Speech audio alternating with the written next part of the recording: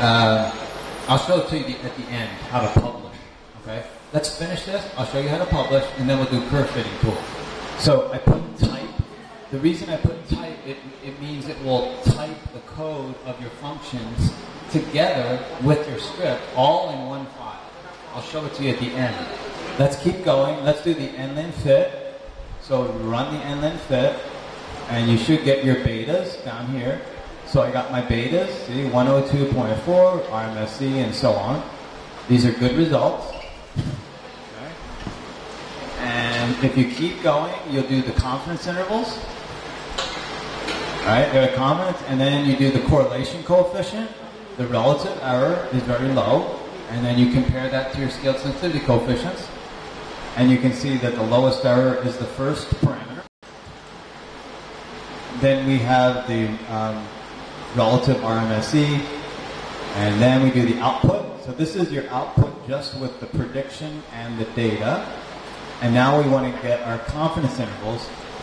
And by the way, if you don't want a confidence interval or a prediction interval, you can just comment the cell. But I'm doing all of it just to show you what's available. Confidence interval. So there's the confidence interval, and then we do our prediction interval. Well, actually, this is the prediction interval, and this is the confidence interval. The confidence interval is the green. So you see the green, right? That's the confidence interval, and the red is the prediction interval. Okay, and then the blue line is your predicted line, your regression line, nonlinear regression. And then we do the residual scatter plot. Okay. Did you get the other plots? No plots at all?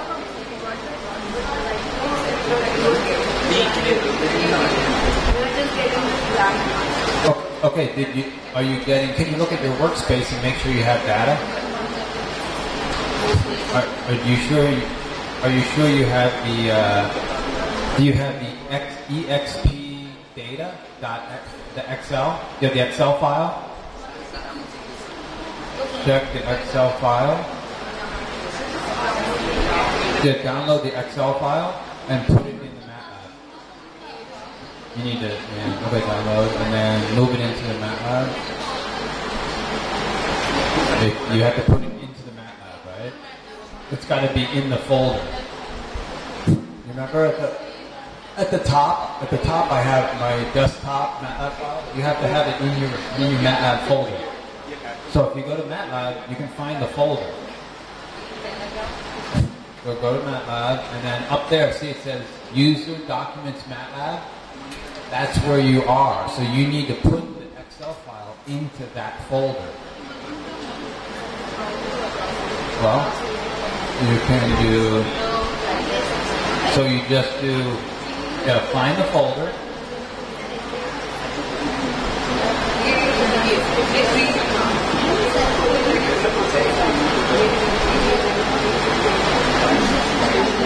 Or you can just go to the Excel and save the Excel into that folder.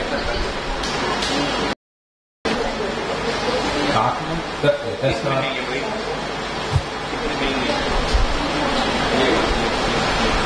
Yeah, well, you're going to need to find the folder first, okay? So just find a folder on your, MATLAB. You just have it, MATLAB.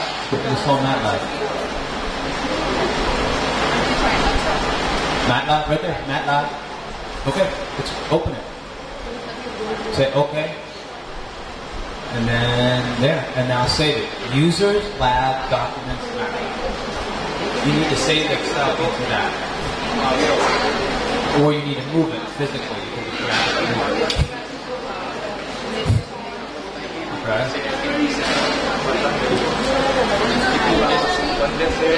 Yeah, so move that into that MATLAB folder. You have to find MATLAB.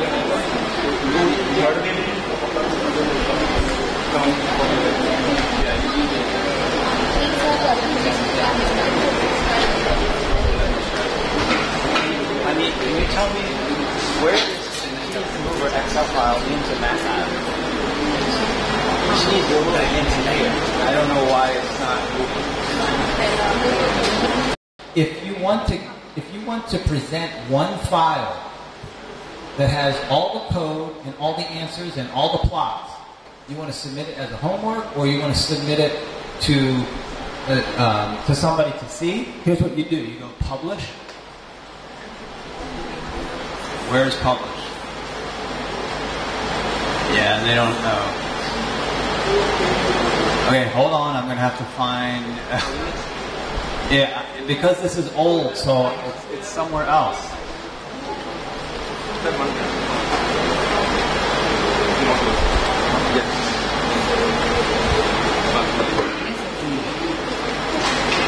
Publish, so... okay. Publish file. Format. Okay. Okay, I'm going to try to publish to a PDF, or you can do an HTML. So you do publish. See, on my, when you have the newer one, you don't have to worry. You can, there's automatically up there, right? So you do publish, and then do inverse.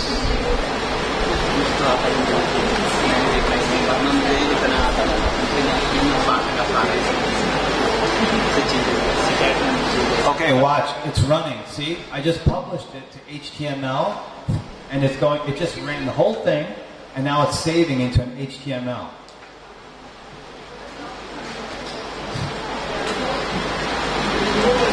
So now you go find it under users, wherever this is, desktop, okay? So I'm going to go find it. Users, laptop, desktop. Okay, let's see. Oh, it's under M1. Okay, it's on mine. So you go show desktop, and it's under here, M1. And HTML, right here. And right, where is it? Inverse solution. And then it has all my plots, right? And all my results are shown on HTML. And you can send this HTML with all the plots to somebody. You can also go like this. You can do publish, and then you can put, I think you can put a PDF. Let me see how they do it.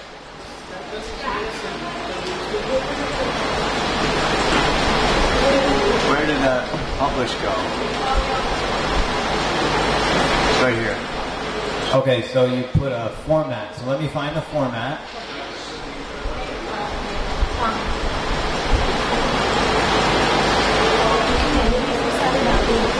Okay, so then you put, let's try PDF. PDF, specify the image format, BMP or JPG. So I guess you do PDF.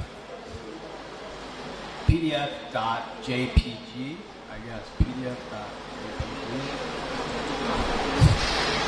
And then do PDF.jpg.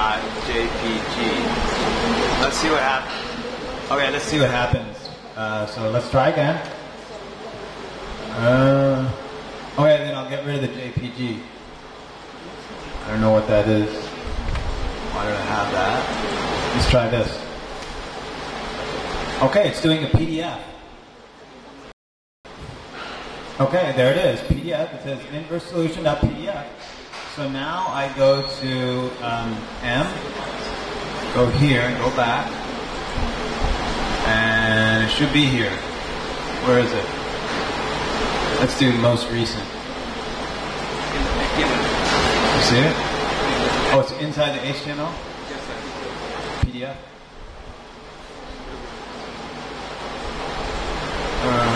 Maybe one of these. Let me do this. Let's do details. How do I get my details? Ah, here we go. Details. Find a PDF. Type. Okay, then it's back. Must be back. So let's go here. It's going to be type.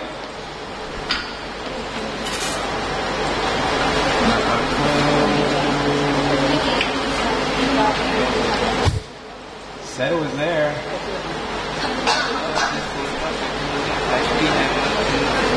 MATLAB file. Oh, it's an HTML. There's a PDF in here somewhere.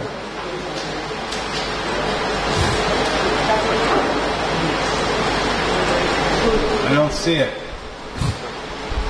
Well, I know it can do it, so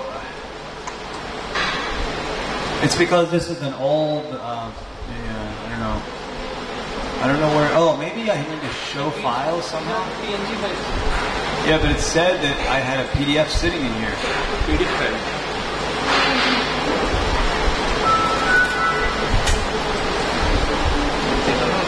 You see PDF? It said the PDF is right here. It says inverse solution of PDF. MATLAB file, STML, stuff. So you go to the files folder. This is the folder. The folder. MATLAB files. So you click here. This is HTML. MATLAB file, HTML. That's where it's supposed to be in here. These are the HTML files. HTML file means internet files, sir. So browser files. Folder. HTML folder. I don't know where. Folder नहीं मिला. ये अंदर folder. वो folder के अंदर है ना? हाँ. Folder के अंदर PDF फाइल अंदर छपी हुई है. अब वो आई नहीं वहाँ सेव नहीं हुई है. Wow. मतलब कहाँ से करने जा रहे Maybe, हैं? okay, somebody else. I guess you can. Command दी है. HTML के अंदर. Okay.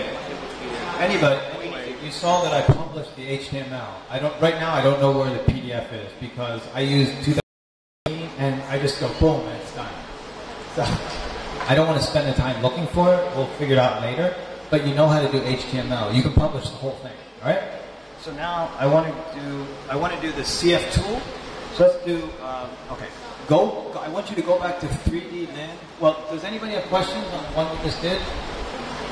Okay. Yeah.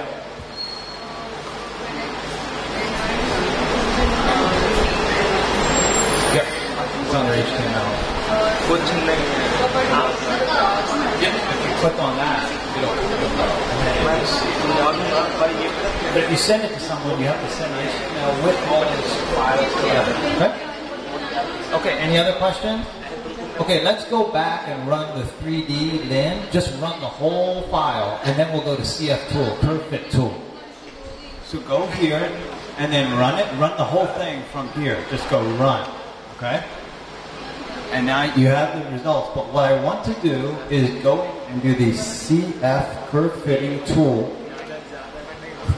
Bring that up.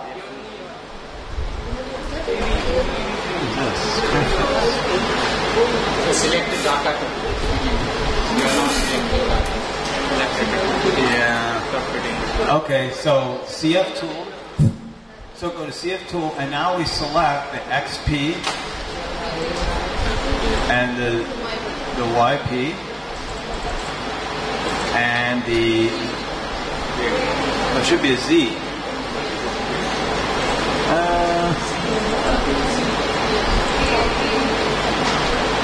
Oh, they're not giving me the. I think this is old version. That's not right. That's not right. Let me. Plotting. Okay, No, this doesn't. Oh, three-dimensional data. Try the circle. Okay, okay. So now I see the 2010 version curve fitting tool. It says if you have 3D data, try using Surface, which we already did. So it's in the 2010. They didn't have the three-dimensional plotting available on the curve fit tool. So I can't do it. I mean, I can do it on my computer, but that doesn't help you. Okay, so that's just how it is. Maybe they'll upgrade to 2012, and we will have it on there. Let me think. Okay, we can do.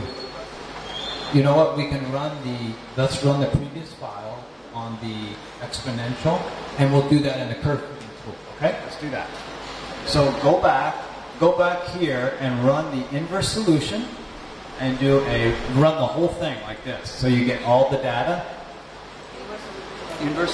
Run inverse solution again. Now get your curve fit tool open by typing in CF tool. And now we can do the data. So let's go, X will be X. And Y will be Y observed. Those are your data, right? And I think you have to create a data set. And then, let's see. Now we do a fit. So there's a type of fit. Okay, you need a new fit. Now come down here and do exponential. There's your polynomials. Oh, yeah, thank you. Okay, so we need exponential. Yeah, right here. Okay, there you go. There's your exponential. We're getting C and D. Okay, y should be y observed. So your x is x, your y is y observed. Okay? Are you getting it? Is everybody with me? You got your x and your right x. X should be x. Over x. Then you need to run inverse solution first. Go back and run inverse solution. Find inverse solution.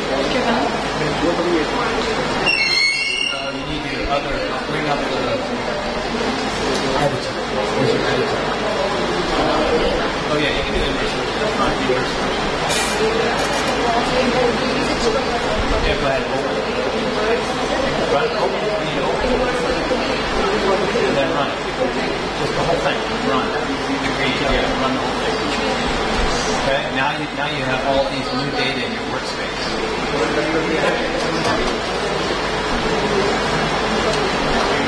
You need to have this exponential data inside your folder. Your folder is here. You need to make sure you have exponential data. You need to download it from Google Drive. Okay, so does everybody have it there? So now let's go ahead and run it and see our results should be the same. So, okay, so now we do apply, and then it computes the fit, and there you go. Okay, 102 minus 0.46, the same thing that we got, right? And here are the confidence intervals, and here's the goodness of fit, RMSE, everything the same. Okay, and then if you want confidence intervals, I don't know if they have it here.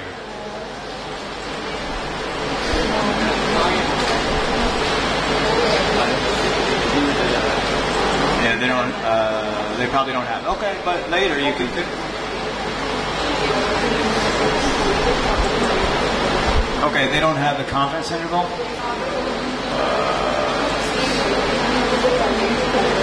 So it's on the new one, probably. Okay. And okay, let me. Is everybody okay with that? You got it? No?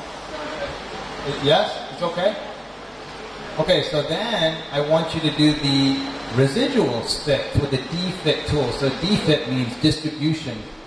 Distribution fit.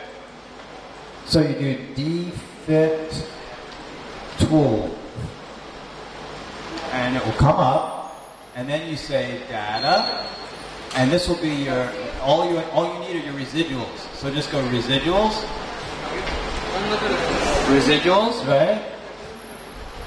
And then do create data set. Like that. And then do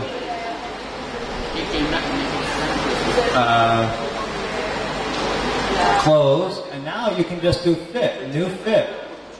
And then apply normal. Make sure it's normal, and then just do apply. And there you go. You got it. And so if you want to put, if you like this one and you want to have a curve, you can just put file and then print to figure.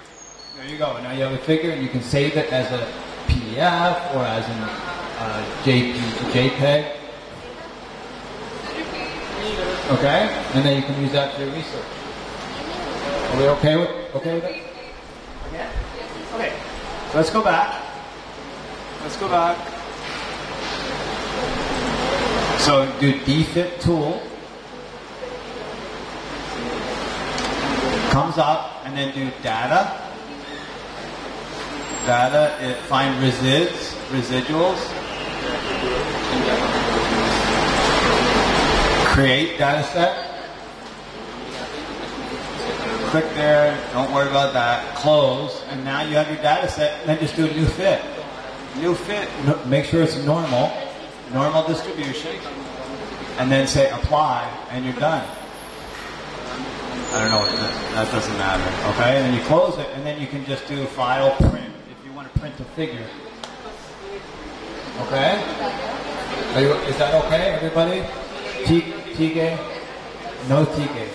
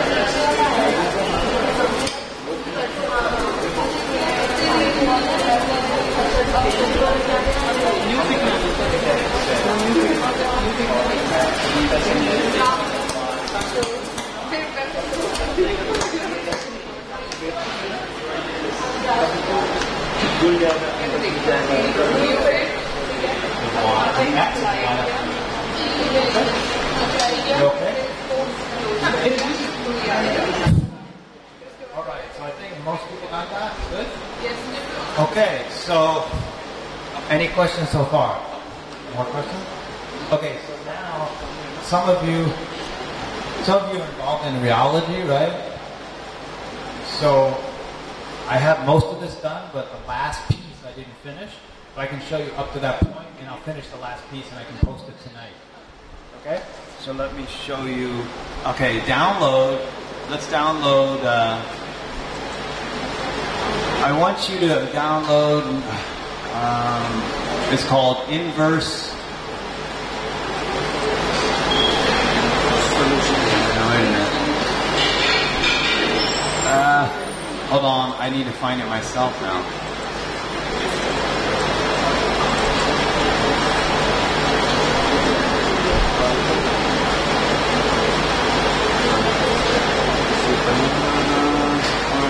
Okay.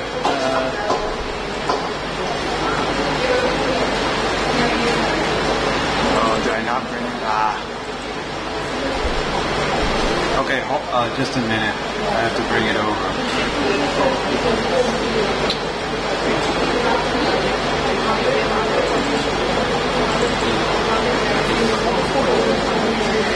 Okay, hang on. I need 2 minutes.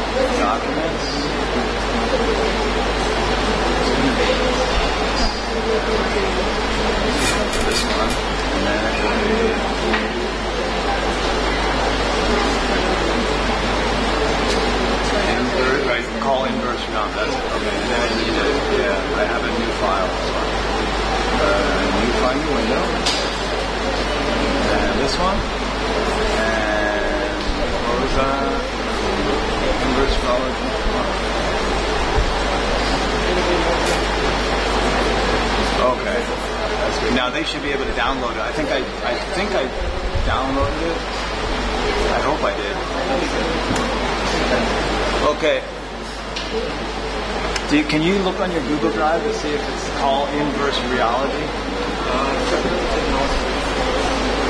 Do you have call Inverse Rheology? It's not on the Google Drive? Okay, hold on. I can put it on there though, right? So let me see.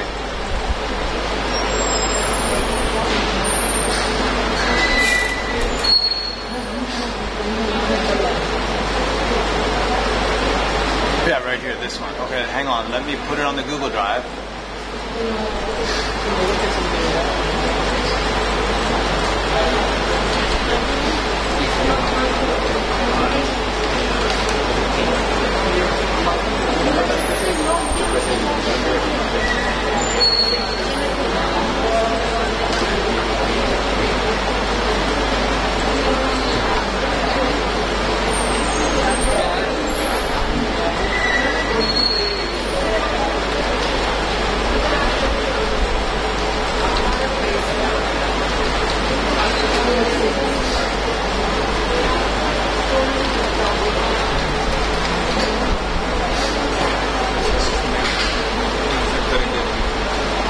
Okay, I'm going to load it right now.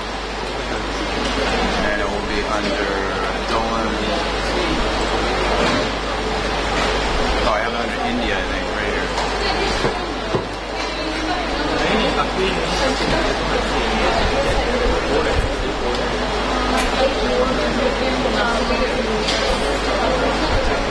Okay. Okay. Okay, so I'm sorry I didn't upload it. So I just uploaded. It's called Call Inverse Rheology. Okay, so please go there, and I'm going to open it.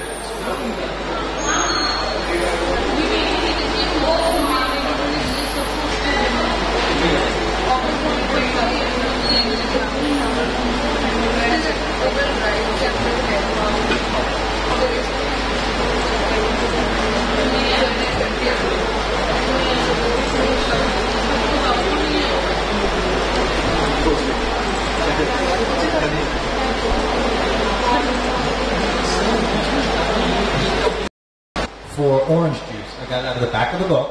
So you have three curves, you'll see it, for orange juice.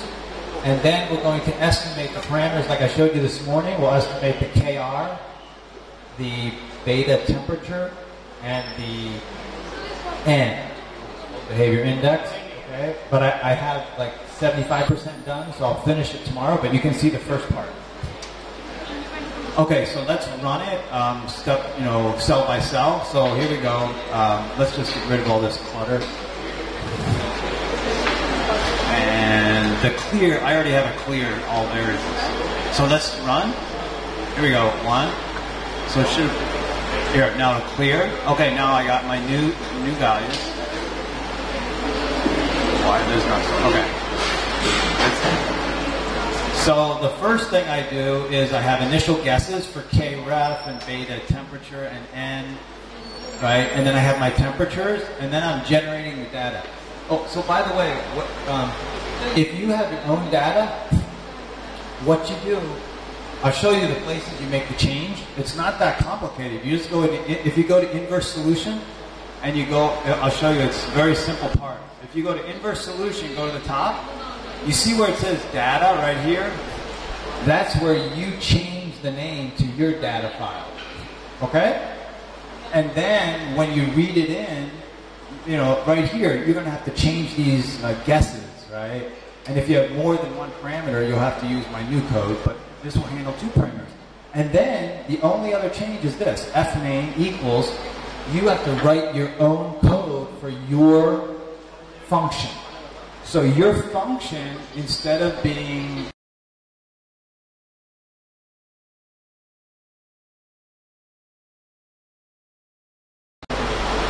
instead of this, you need to change that to your function. Okay? So that's it. Those are the only changes you need to make in the code for your experiment. Okay? So now let's go back to the rheology. So on the rheology, I had to generate my own data. So for you, this whole section right here, you can comment this section and replace it with your own, where it says read XLS, XLS read, and then you put in your file, reading your data, and then put your data into this, like, you know, Xobserved, okay? So this is, I'm sorry.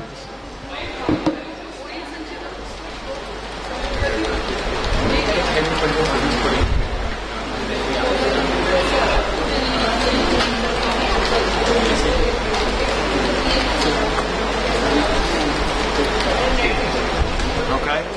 so for real life, you have to replace the cell with your own data, and then just read it in, okay?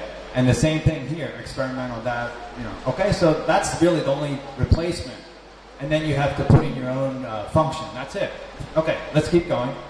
So here, generate data, and then I generate my experimental data. Now I'm going to plot it. Okay? So if I plot it like that, wait a minute, what's going on? Oh, I forgot. Man, I forgot my function file. Sorry about that. Where's the function?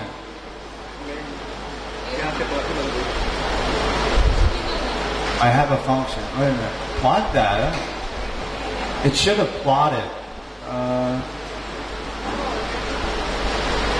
Plot the data. Okay, hang on. It ran this morning. Oh, PLI. Oh, I forgot. Hang on.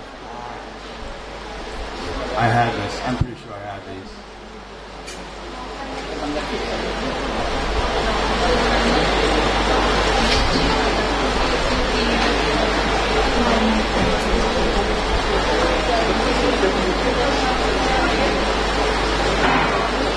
Alright, hang on.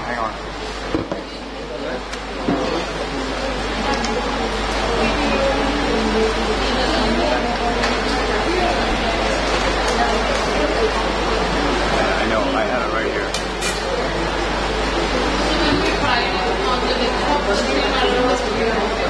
Okay, don't worry, I'm gonna, it's just, I got it tied up with something. It'll come.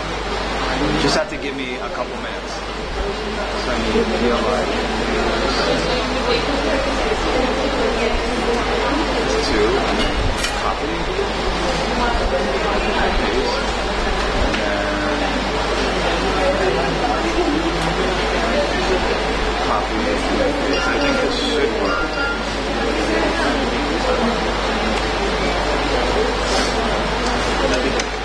Okay.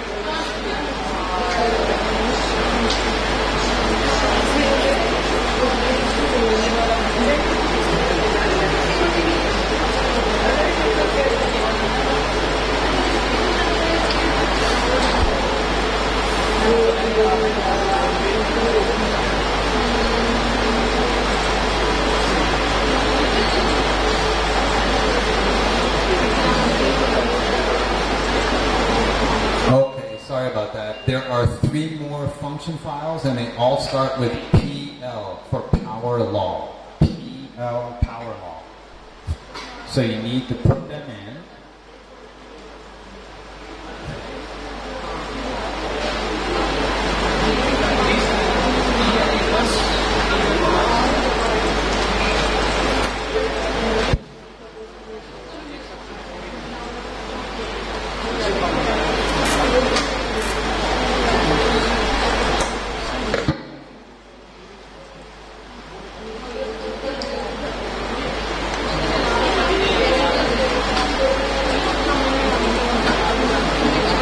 Once you do that, I think it will run. I will check right now.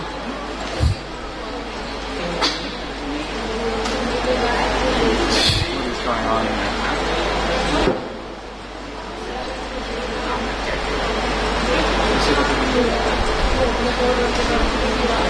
There you go, the beginning.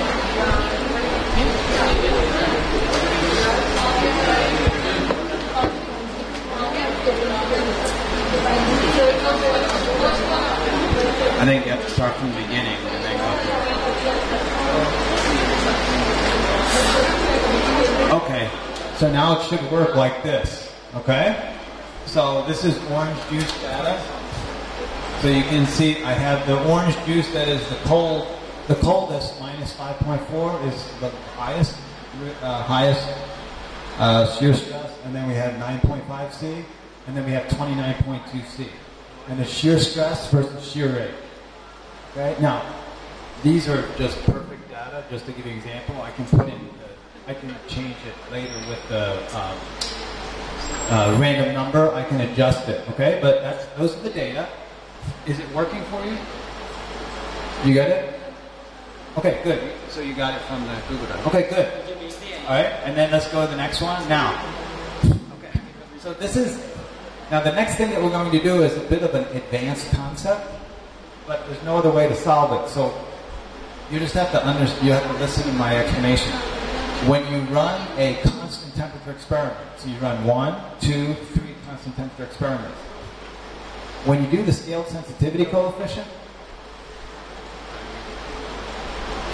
so there is one parameter called beta T. You remember that? The beta T tells you how sensitive the model is to temperature. But if you run if every experiment you run is at constant temperature, when you plot the scale sensitivity for the beta T, you won't get any useful information because the temperature is not changing. So you have to make the temperature change in order to get the scale sensitivity coefficient. Okay, so what that means is, instead of using the actual experiment, I have to create a simulated experiment where the temperature is changing. So you have to follow my reasoning. Now, so what do? I choose something very simple. I start at the lowest temperature that you just saw, and I move linearly up to the highest temperature, and I call that a simulated experiment, and then I plot the scale sensitivity. And that's how you do it whenever you have a constant temperature. This is more of an advanced concept, and I'm trying to publish it and working with my students to do it, but it's difficult to explain to reviewers, so I'm working on that. I hope to publish next year on this. But it does work, okay? So let me show you. Even though when you see it, don't think that I'm running this experiment. It's a simulated experiment to get some results. And then we'll run the experiment. Okay, so here it is. If you notice, this TP, that's my temperature. So that's my simulated temperature. So let's run it like this, and you'll see the temperature. So that's the simulated experiment. I'm increasing the temperature from minus 5.4 at the lowest shear rate, and I'm running it up to 29.2 C at the highest shear rate. Simulate experiment. So what would you decide the temperature range? Yeah, the temperature range is minus 5.4 to 29.2. What is actual? What's your question? It's right here, you see? Minus 5.4, 29.2, yeah. So I'm covering the entire temperature range. Okay, so now that we did that, we can now plot the scale sensitivity coefficients based on the simulated experiment. So now you can see the scale sensitivities for every parameter. Okay? So let's do that. So here, now, I would need to show you something. I have a new SSC. It's SSC version 3. Let me show you right here. So you see the SSC version 3? It's is it on the Google Drive? Hang on. I can put it on right now.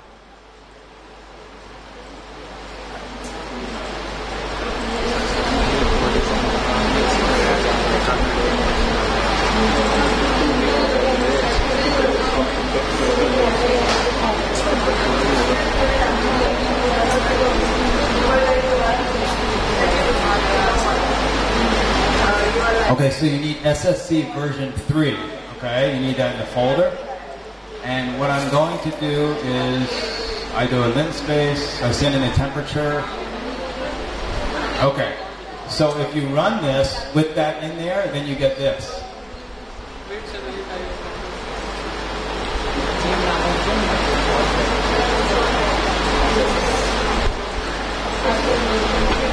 And then you plot it.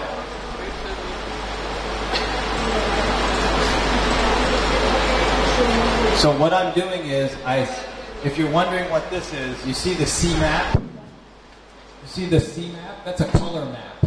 So I do a color map. Green, red, blue, black, yellow, magenta, and cyan. And what that does is it allows you to plot different color for every curve. Okay, so then I do a loop and I go ahead and plot the scaled sensitivities. Okay, so let's see. Now the first thing I do is I plot the y predicted, meaning I plot the actual curve. Okay, then I plot the scaled sensitivities. So let's do that right here, and you'll see it. Okay. Now I need to show you something. Hang on. Let me go back and plot it one by one. Here. Okay. Did everybody get the SSC version 3?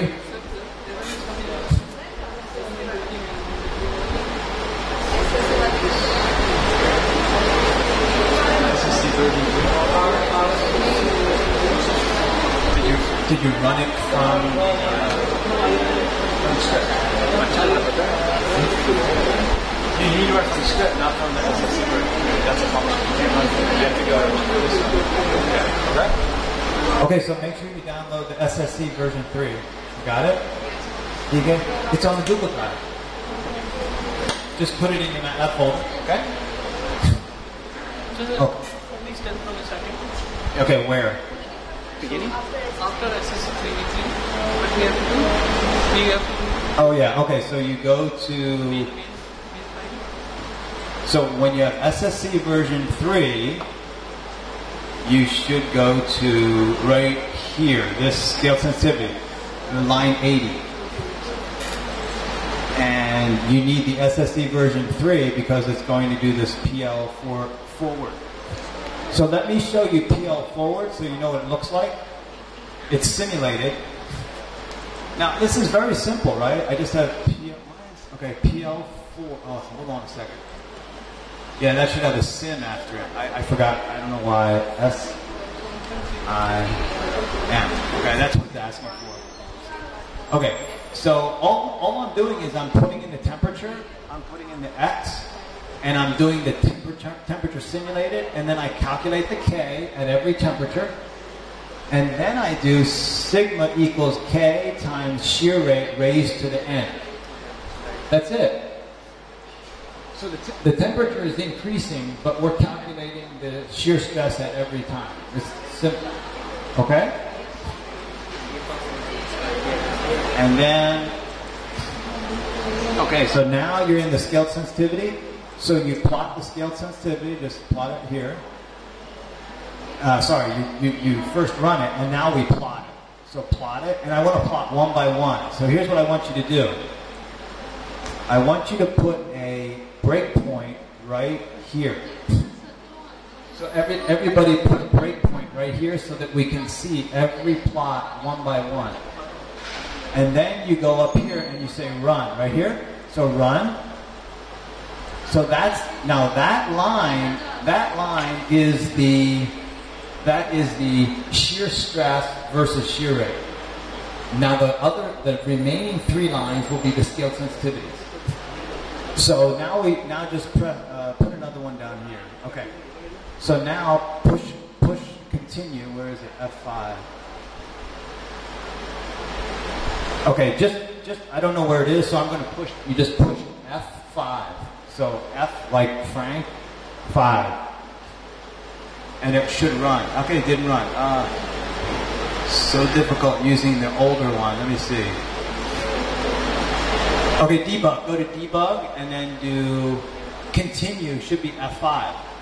So just put continue, and there's the second line. The second line is the scaled sensitivity for K reference. Okay. So there you see for K reference, and then you push debug and you say continue, and it gives you the third line. And so now you have, actually the third line went on top of here. So you end up with K references here. That's the scale sensitivity. Here's K reference. And then you have, K reference is the red. The black is N. And the beta T is the blue. Okay? And the actual, the eta is this.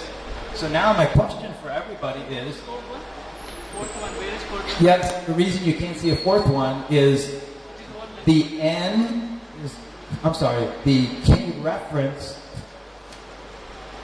and the eta are the same.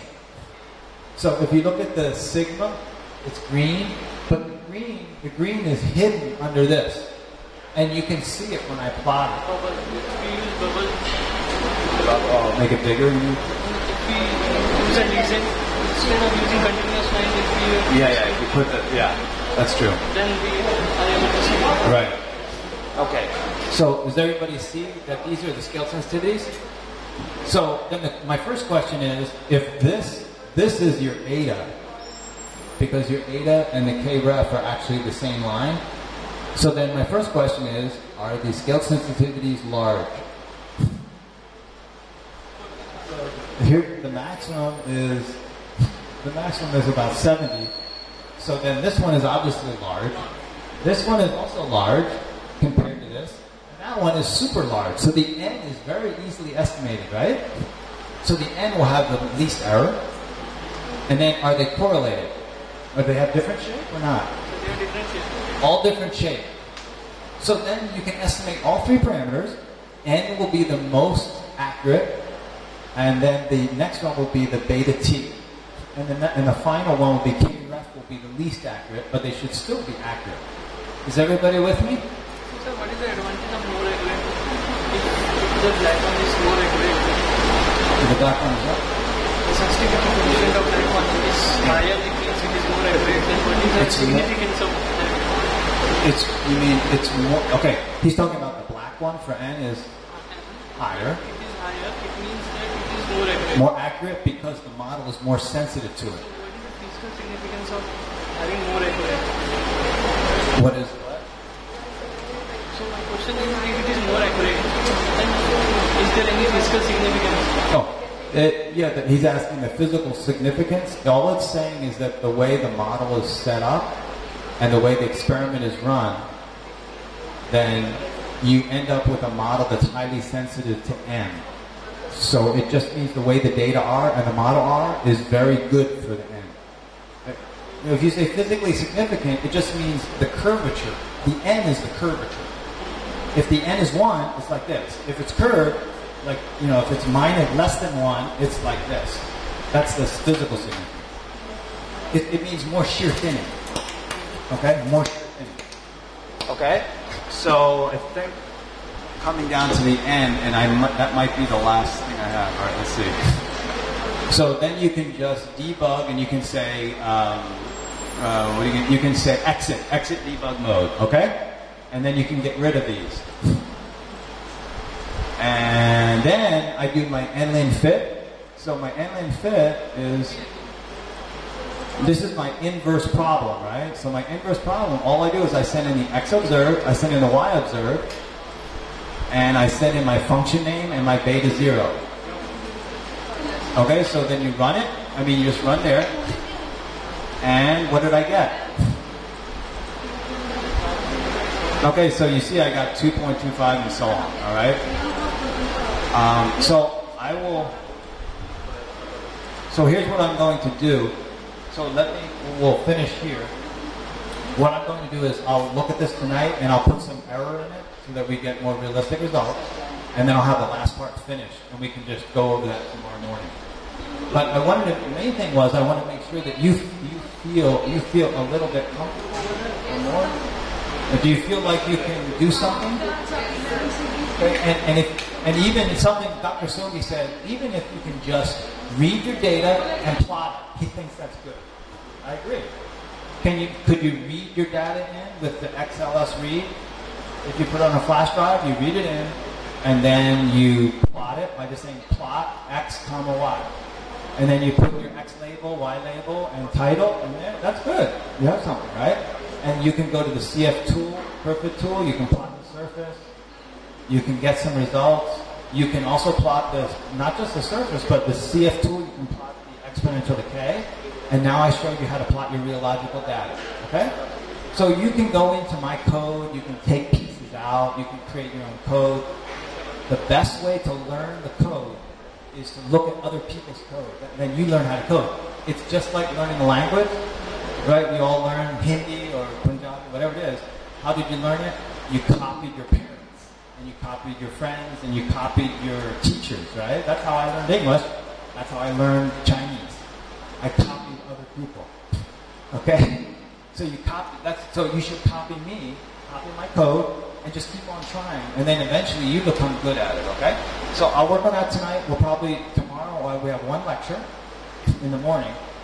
I'm not really going to do anything new except finish this, okay? And then after that, I'm going to ask questions. We'll go around. You can ask me questions. And then we're finished the lectures. And then at 11 o'clock, you have an exam. So it's like 20 or 25 multiple choice questions. Okay? And it's all conceptual, right? Conceptual. What's the difference between a Newtonian and non-Newtonian fluid? I hope you can answer it. Okay? So conceptual questions. All right? That's it. So then I see you tomorrow at 10 o'clock. Okay? For the last lecture. Oh yeah, you get certificate in the afternoon, and then there's after the exam, and then you get a valedictory session at 2:30 with the, I think 2:30 to 3:30. There's some valedictory. Up to 3, the function will be concluded. Okay, you have to attend the exam for getting the certificate. It will not be that much difficult. Okay, so if you want certificate, you have to attend the exam. It's multiple choice. And you have to score good marks. Yeah. No, that's not important. Okay, so I give you multiple choice. Okay, you just mark it. Right? Actually, we are not good at exams. It's only 20-some questions. It's very short, right? So don't worry. Multiple choice question. Multiple choice. Yeah. Yeah. So probability, right? Yeah. So I tell you a story before we leave. I tell you a story that the story is the professor came with the exams, and he's giving out the exams, and then after a while he's watching and he's looking around to see if anybody has questions. So then he's walking up and down. He walks by and he sees one person flipping a coin, and he looks at the coin and then he marks, and he flips it again like this, right? And so the professor sees that, and the professor says, "Well, it's his privilege. He can do that. That's okay. Let him do whatever he wants." So he sits down, and then it's time to finish. So he tells everybody, "You need to turn in your exams." Everybody starts returning exams. Then he looks, and there's this guy. He's still there, and he's still flipping, catching, looking, doing this. He says to him, "What are you doing there?" And he says, "I'm checking my answers." So I hope you don't do that. Okay. Right. Yeah, that's done. I'm done. We're done. Okay. See you tomorrow.